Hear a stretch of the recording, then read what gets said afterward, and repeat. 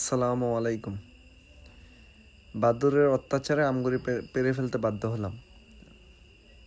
আমগুলি এখনই পুরোপুরিভাবে পাকেনি, আরও 10-15-20 দিন পরে পাকতো। বাট কিছু করার নেই, যেহেতু আমগুলি নষ্ট হয়ে যেতেছে। সকালে গাছের নিচে যেয়ে দেখি যে 2-3টা আম পড়ে আছে। মূলত গাছের নিচে যাওয়া হয় না নানান ব্যস্ততার কারণে। তারপরে ওই যে বাদুড়ে খেয়ে ফেলতেছে।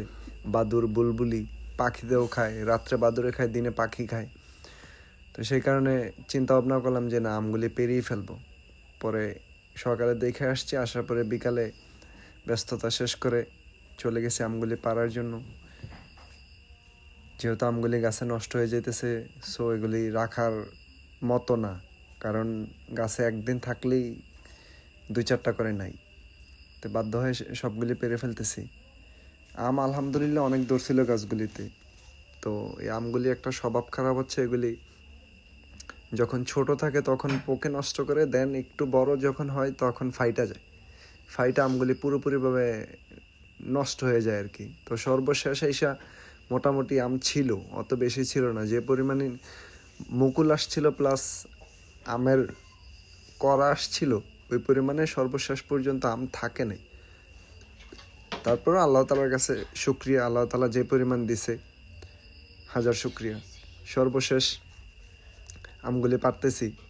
প্রথমে টোটা দিয়ে নিচে পারতেছিলাম, পরে দেখি যে না, টোটা দিয়ে পারা যেতেছে না। পরে বাধ্য হয়ে গাছে উঠলাম। গাছে উঠে এক এক করে সবগুলি পারতেছি। আলহামদুলিল্লাহ মোটামুটি ভালোই আছে আম। নিচ থেকে দেখা যায় না মূলত, কিন্তু গাছে উঠলে দেখা যায় যে আম আছে, মোটামুটি অনেকগুলোই আছে। আলহামদুলিল্লাহ আম পাড়া শেষ, এখন নেমে যেতেছি। এই যে দেখেন আমগুলি বাদুড়ে খেয়ে কি একটা অবস্থা করতেছে। সবগুলি আমি এভাবে নষ্ট করতেছি, কিছু করার নেই। তাই কাঁচা আমগুলি পেরে ফেলছি। যদি আর কিছুদিন পরে পারতাম তাহলে হয়তো বা আর একটু মিষ্টি লাগতো। গাছ পাকা পারতে পারলে খেতেও সুস্বাদু হতো, বাট কিছু করার নেই। যেহেতু নষ্ট হইতেছে তাই পেরে ফেলতেছি। আলহামদুলিল্লাহ এক জুড়ি আম হয়েছে মোটামুটি।